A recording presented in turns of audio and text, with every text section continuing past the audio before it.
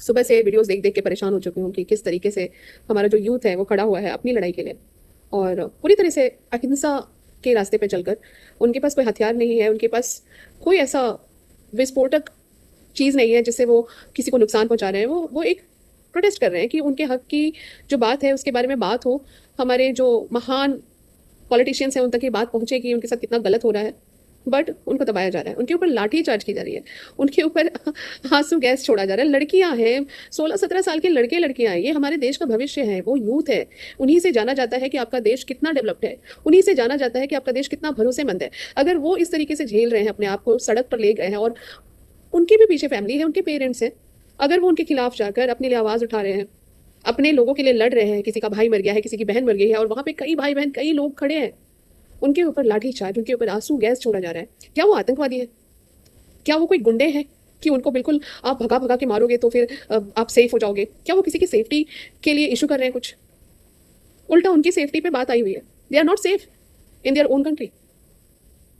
हमारा आप वीडियो देख लेते हैं और उसको स्क्रॉल कर देते हैं आराम से। कहाँ जा रहा है हमारा देश? तो इससे तो अच्छा वही है ना कि बस पढ़ाई लिखाई छोड़कर उठा लो भाई, अपना एक टपरी खोल लो, अपना एक किराने की दुकान खोल लो, कुछ ऐसा कर लो जिसमें आपको पढ़ाई नहीं करनी पड़ती है। क्योंकि जो करोड़ों रुपए देकर पेपर लीक करवा रहे हैं उनको ही बनने दो ना डॉक्टर। गरीबों को तो आगे आने नहीं दिया गया आज तक हमारे देश में, तो अब कैसे आगे आने दिया जाएगा? यहाँ पर सबसे ज़्यादा खुशी होती है हमारे जो महान नेता हैं और महान लोग हैं, जो जो इस देश को चलाते हैं, बड़े बड़े बिजनेसमैन। उनके लिए सबसे बड़ा टॉपिक होता है धर्म का। उनके लिए सबसे बड़ा टॉपिक होता है कि कैसे मुनाफा कमाया जाए अपनी पब्लिक से, कैसे वोट मांगा जाए और कैसे अपने वादों को तोड़ दिया जाए।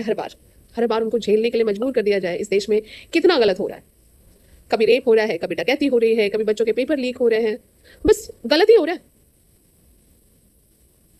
चाहते क्या हो आप? अपना हथियार बना ले। अगर वो बच्चे, लड़कियां, मैं देख के हैरान हूँ, लड़कियां हैं वो 16-17 साल की लड़कियां हैं, आप उनके ऊपर लाठीचार्ज कर रहे हो, उनके कपड़े फाड़ रहे हो। आप क्या सेव करो? आप लड़कियों को क्या बचाओगे? आप बात करते हो इज्जत बचाने की, आप बात करते हो कि हमारी कंट्री में, हमारा देश महान, हमारी कंट्री में ऐसा कुछ नहीं होगा। सीरियसली, मैं एक आम इंसान हूँ, मैं आम आदमी हूँ अपने देश की। मुझे डर लगता है इस देश में जिस तरीके से चीज़ें हो रही है, ये बिल्कुल गलत है।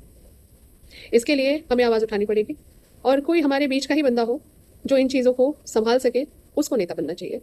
ये जो हमारे जितने भी सो कॉल्ड नेता हैं और सो कॉल्ड मीडिया है जो नहीं अभी तक उभार रही है इन बातों को और नहीं लड़ रही है इन बच्चों के लिए, उसके ऊपर आप भरोसा नहीं कर सकते। तो ये टाइम है कि आप तैयार करें खुद को, अपने बच्चों को तैयार करें कि आगे आने वाले टाइम में अगर अपने लिए लड़ना पड़े, अपने लिए हक की बात करनी पड़े, तो पीछे नहीं हटना है, डरना नहीं है।